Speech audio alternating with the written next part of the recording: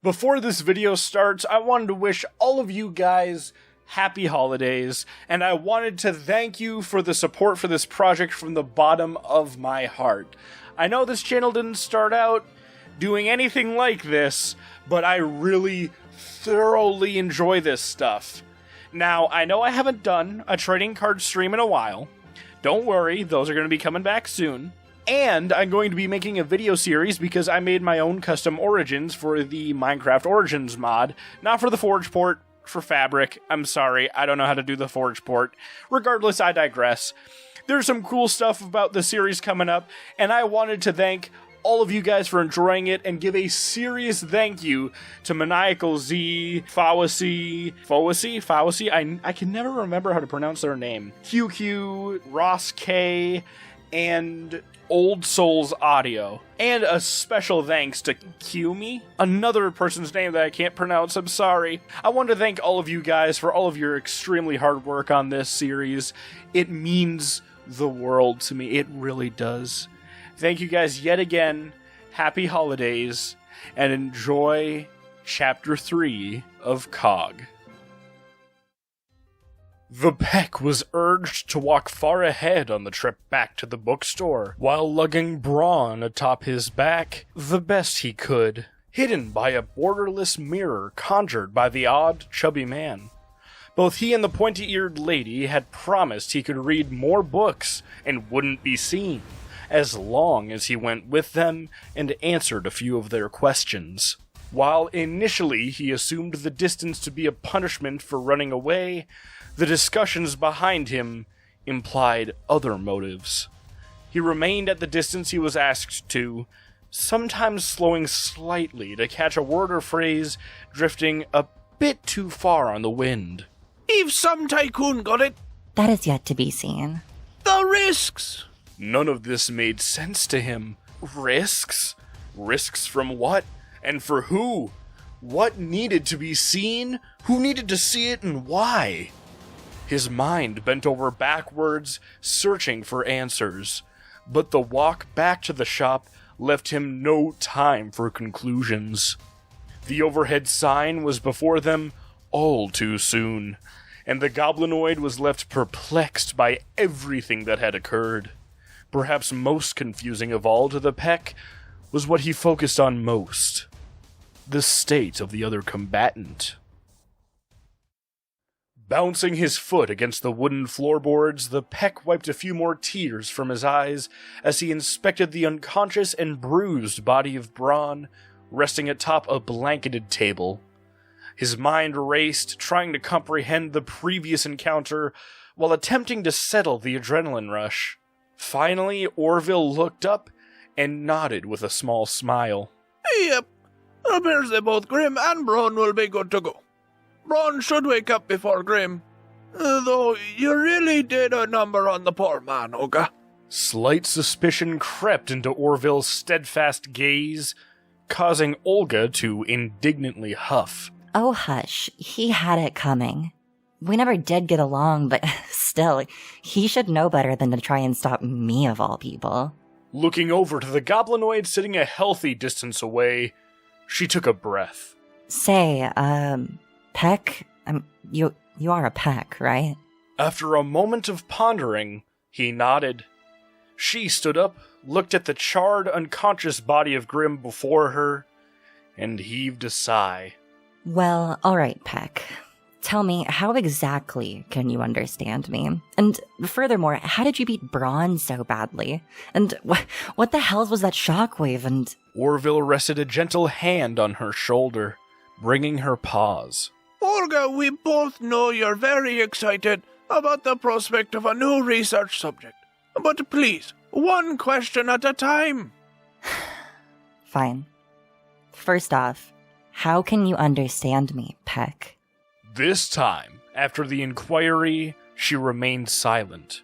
As she waited, she slowly pushed a table between two bookshelves, and after a minute or two of contemplation, he spoke. I just do. I get words. Get from you. Much noise on way here.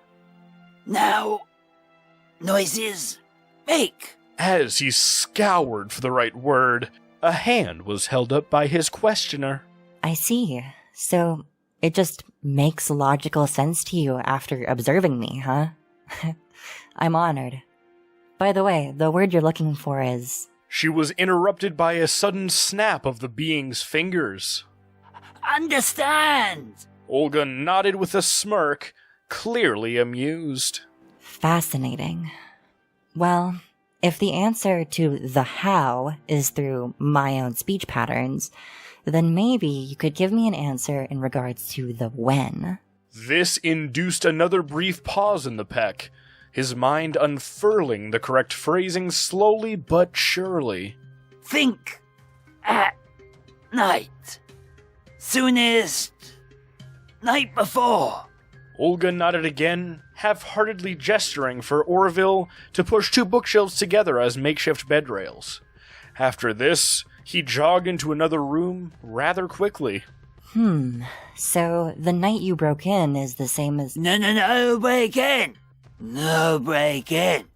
No being bad. Only walked to door. Try to push. Try to open door. But it make noise. Fall down. He then phantomimed a door falling off its hinges, which made Olga smirk. Okay. So you tried to push open a door that needs to be pulled open. That explains the arbitrary entry, but why did you want to come in here anyways? Especially during the daytime. I mean, I know for a fact that your species is nocturnal. Coming to feel, understand? To feel, learn! Excited at remembering the proper term sooner this time, the Peck took a moment to revel in his mental victory before continuing, during which Orville returned with pillows and blankets, the finishing touches on the hidden bed quickly completed so that Orville could rest Grim carefully atop it. Come in at night to feel learn. Stay until day. Forgot to watch.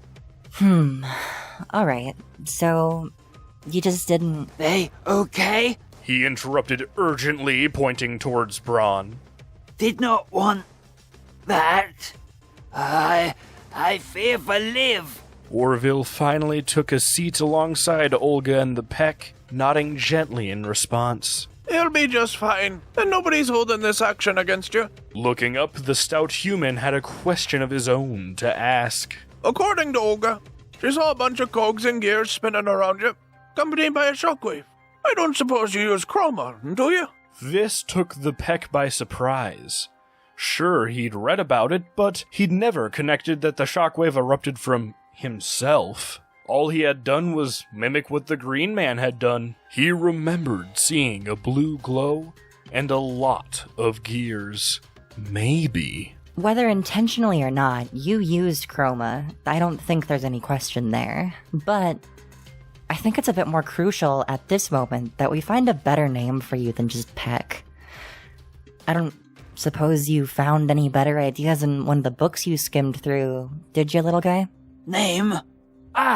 Name is... Sure enough, he remembered reading a lot of baby names and their meanings. Although that didn't mean he wanted to use them. He felt they didn't fit him well, in the slightest. He pondered what name could work. Dozens of titles danced within his mind before a single memory came back into his brain. He could feel the smooth yet rusted texture of that special mechanical chunk he had found, remembering how strong he felt when he copied the Green Man's actions. The shockwave, the supposed clockwork encasing the pair. Gog! Declared the goblinoid, confident as could be. Olga tilted her head in confusion. Cog? Like a gear? I don't know, it feels like you probably deserve a real... Gog! Cog it is. So, cog. pondered Orville as he tended to Grimm's wounds. I want to drift back to the chroma use. He turned his gaze to Olga. You said that it was a massive series of gears? Yeah, and they were all in perpetual motion, just accelerating faster and faster. She closed the notebook she had begun absent-mindedly scribbling in, nibbling on the end of her pen. The whirring, it was overwhelming, even at such a distance. What I want to know is, what damn variety of chroma is that? I mean, it can't be Earth because it was metal, and definitely not dark or light, seeing as how concrete it was. Couldn't have been fire or water either, for that matter. And wind is highly unlikely due to it being, again, metal. Orville yet again turned to Cog, laughing heartily. You, my friend, are an enigma. I suppose we should introduce ourselves. I'm Orville. I work with those shiny rocks you guys love so much. And I'm Olga. I work here. Or at least I will once construction of this damn shopping district is finally done. Regardless, I'm known for being quite the avid reader, so you can feel free to read stuff from here anytime, providing that you don't break anything again. She attempted her best warm smile towards Cog, but due to the strained look of it, he felt more off-put than comforted. A rustling drew Orville's attention from the peck to focus on the bulking figure of Braun, now sitting propped up on his elbows. What in the hell's happened? I feel like I was hit by a train. He paused, glancing at Cog, his face contorted with a combination of fear and confusion. Olga? Orville? What in the hell's is it doing here? Settle down, Braun. It doesn't want to be aggressive. From what I heard, you forced it into a fighting scenario. Is that right? At this, Braun just looked away indignantly, cursing under his breath, while Orville smirked. As I thought. Listen, Cog. His name is now Cog, Braun. But Cog, you're a miracle of life, a true blessing upon the world. You could help us in so many ways, but only if we share you with the public. However... Orville's eyes strayed to Grimm, his burned body barely beginning to stir as his eyes continued to drift out the window behind his fallen friend. You are an unknown. People fear the unknown, and it's unfortunately in the nature of all sentient species on this world to destroy what brings them fear. His face met Cog's with a sad smile. For all the good you could bring, you could also bring bad. If the wrong people got a hold of you, they could learn better ways to get what they want while hurting even more people. This is why I don't think you should be shared around. At this, Olga was silent, head hung low. Braun, however... Come on, Orville. If there's evil, there will always be stuff to fend it off. Besides, you need good and bad to make the world go round. If the worst thing that comes of this is consequences, I'm sure we can deal with them. You know, Braun, I can't really agree with you. People are harsh, greedy, violent. If some malicious researcher got a hold of this anomaly, I couldn't imagine a thing strong enough to take them down. There's too much risk of us creating a problem that cannot be fixed. Orville, I know you and Grimm share the same views here, and I know you're more afraid of it than you are intrigued by it. I know you both can't see past the little picture, and for once, the giant oaf is right. We need to share this pack with the world. Hells, I'll bet even... Even what? Even the scum who'd take advantage of the discovery would be in too much awe to take full advantage of it? Grow the hell up! Olga, for God's sakes, do you even hear yourself? You sure as hell haven't been hearing me. Oh, you know what? No, you're right.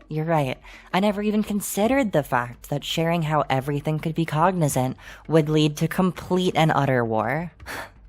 Obviously, I'm more adult than anyone else here. Yes, clearly shown by the current state of Grimm. How about we just find someone? Just shut the hells up, you oaf. He tried to fight me, and now he's... A sudden thunderous sound echoed through the building. The freshly replaced door shook in its frame from the force of the knocking, and a regal, commanding voice accompanied it.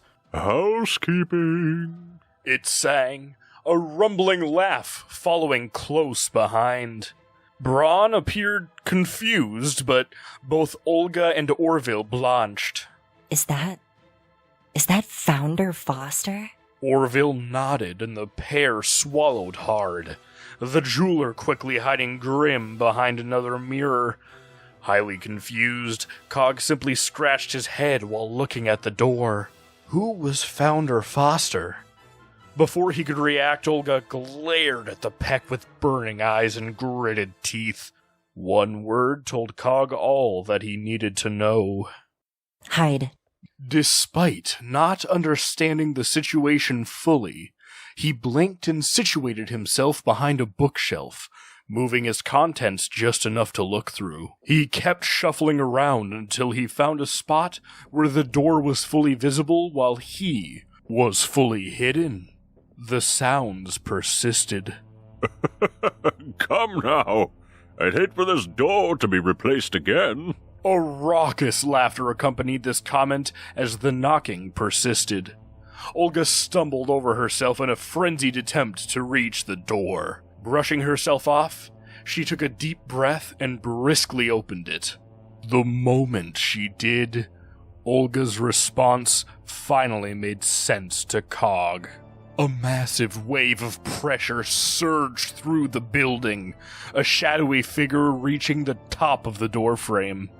The sheer energy, very similar to the blob Cog had fended off, nearly knocked him off his feet.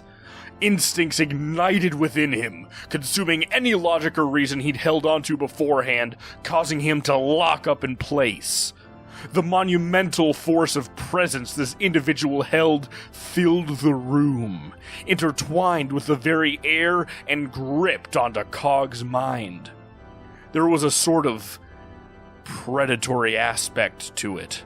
He stood even above Braun, and from the look of it, his shoulders would brush past the sides of the doorframe on his way in. As he began to introduce himself, Cog sank into his own thoughts, hearing nothing but a dull hum of unintelligible conversation. Despite this, he could still tell this newcomer's voice carried itself far over everyone else's. His eyes were a deep crimson color, within which laid a level of understanding the Peck could only dream of. His well-cleaned suit fit his form perfectly, subtly showing off his bulking figure further. Everyone within the room listened silently and respectfully as he spoke, no questions asked, Cog noting the extensive use of gestures accompanying his speech. Finally coming back to his senses, Cog felt the conversation slowly but surely begin to weave its way into his ears. Which is why I'm designating a trustworthy CEO to defend this location, and all others around here. We wouldn't want to ignore this break-in and risk hindering our growth, now would we?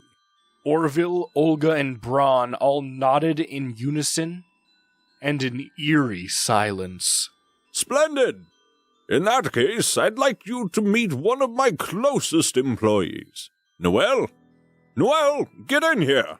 His voice rattled the very air around the group, the sheer weight of his vocalizations causing a slight ringing in Cog's ears. Yet another newcomer jogged around the corner, but she stood significantly shorter than Founder Foster.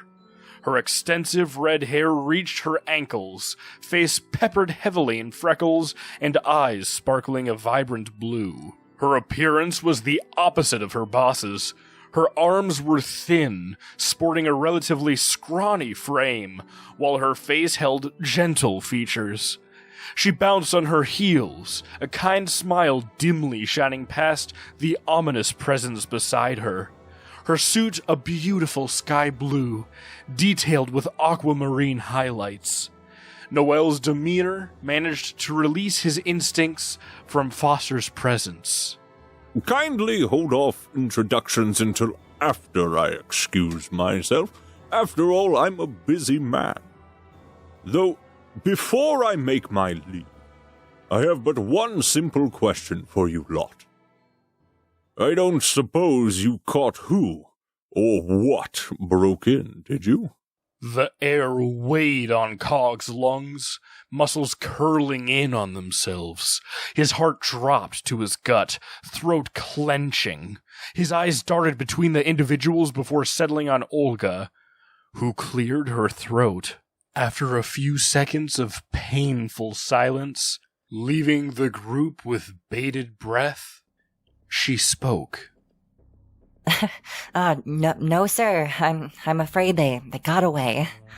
I must ask about your phrasing, though. Oh, it's truly nothing of concern, Olga. I simply received a few reports of a stout humanoid being chased by you two. Descriptions led me to believe it to be one of a few creatures, many of which I have high bounties if brought to me, dead or alive.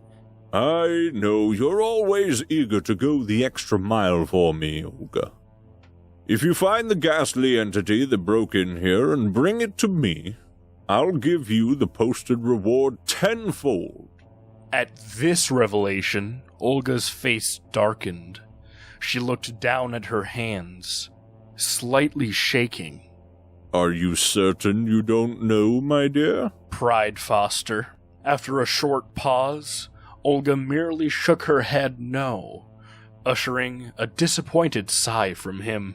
Well then, what do you think it was?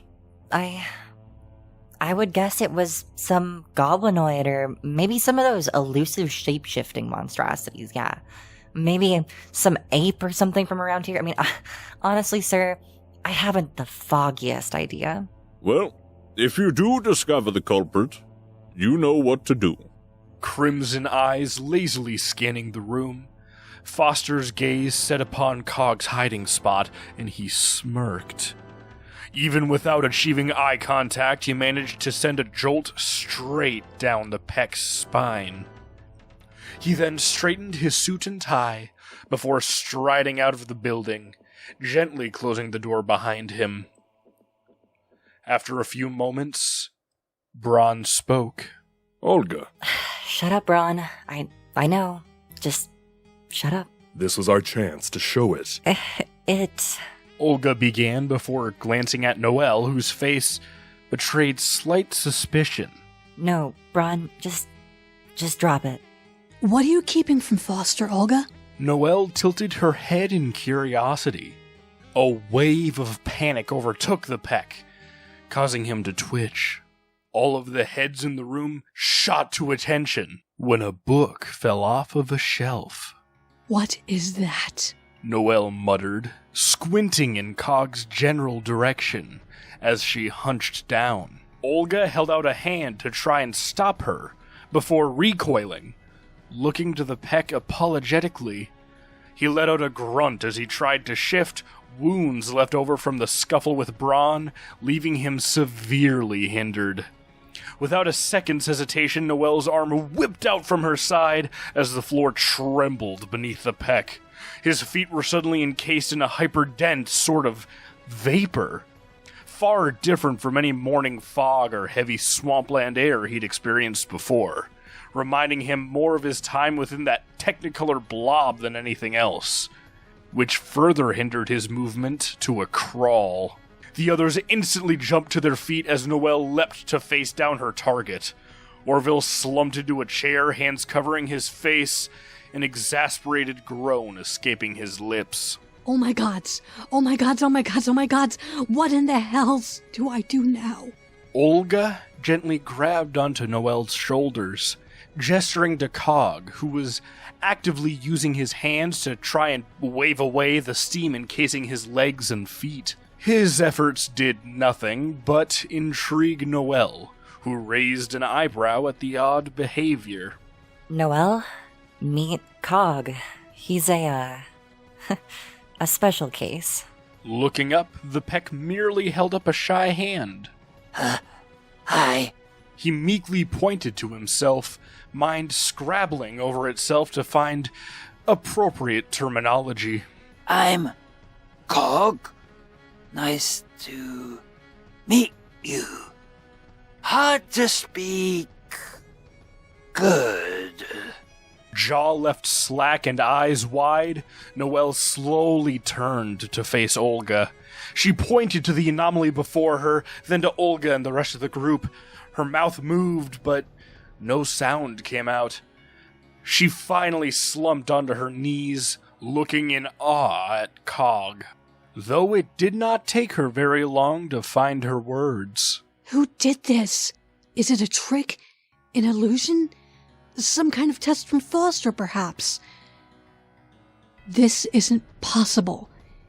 It's dangerous, but it's behaving oddly, and it spoke. It spoke! Which means I must be going mad.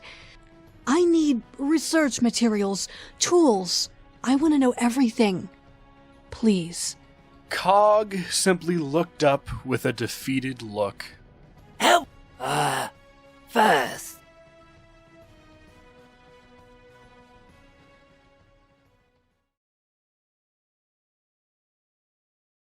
As Foster was about to enter his vehicle, he paused and turned back to look at the bookstore, grinning.